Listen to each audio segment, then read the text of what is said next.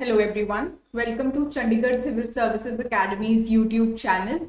So in this video, we are going to discuss about Indonesia's palm oil crisis.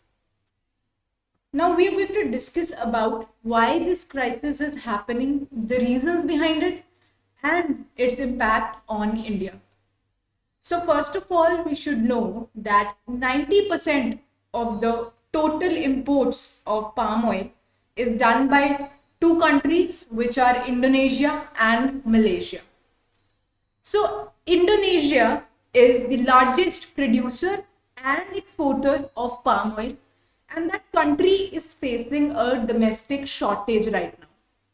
Now, जो भी country किसी भी product की domestic shortage face करती है, so that country take certain steps like price controls and telling its exporters की जो आपका सर्टन परसेंटेज ऑफ एक्सपोर्ट है, you have to sell it in the domestic market. So these are some of the steps जो कि Indonesia भी ले रही है इस वक्त बिकॉज ऑफ डोमेस्टिक शॉर्टेज. वो प्राइस कैप्स लगा रही है ऑन पाम ऑयल और अपने एक्सपोर्टर्स को बोल रही है कि 30% of your exports you have to sell in the domestic market. Now why is this domestic shortage happening? So first reason is that there is a supply side disruption of other vegetable oils.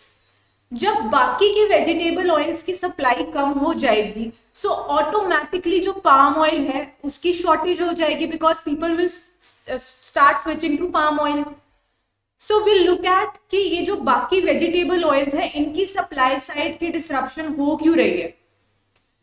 So firstly we should know कि 80% of the global trade of sunflower oil वो capture किया हुआ है दो countries ने, जो है Ukraine and Russia.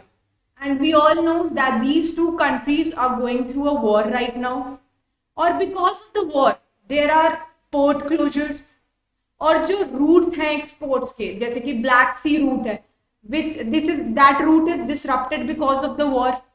और जो रशिया है उस पर कई सैंक्शंस भी लग गए हैं.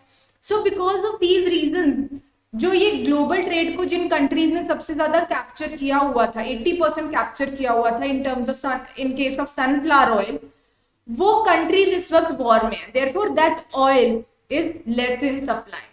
सो अगर सनफ्लावर ऑयल कम सप्लाई होगा तो ऑटोमेटिकली पाम ऑयल पर इफेक्ट पड़ जाएगा. So this is one man made reason कि जिस वजह से एक वेजिटेबल ऑयल कम है सप्लाई में. Now the second vegetable oil, which is soyabean oil, वो क्यों कम है सप्लाई में? That is because of one natural reason, that is drought.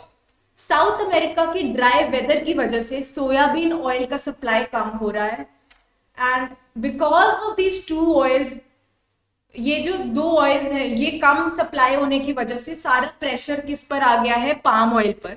And therefore the major exporter of palm oil, that is Indonesia, is facing a shortage, a domestic shortage. So I hope the first reason is very clear to you all. Now we'll come at the second reason. Use of palm oil as a biofuel. Now what Indonesia does is it blends its diesel with 30% of palm oil. वो 30% palm oil blend करती है diesel में क्योंकि वो चाहती है कि उसके जो इंपोर्ट्स हैं फॉसिल फ्यूल्स के वो कम हो जाए. It wants to reduce its imports of various fossil fuels. इस वजह से it follows this policy of blending its diesel with palm oil.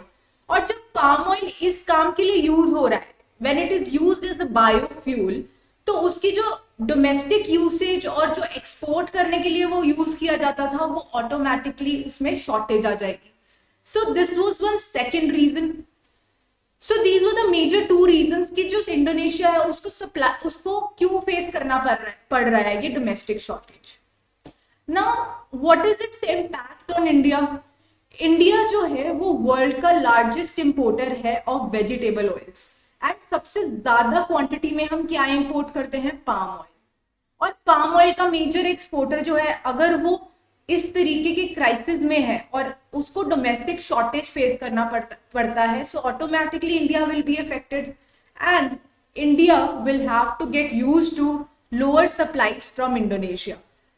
We'll have to get used to it and we'll have to see how the situation unfolds and take steps accordingly. And I hope this video is very clear to you all, and any other suggestions are welcomed in the comment section below. Thank you guys.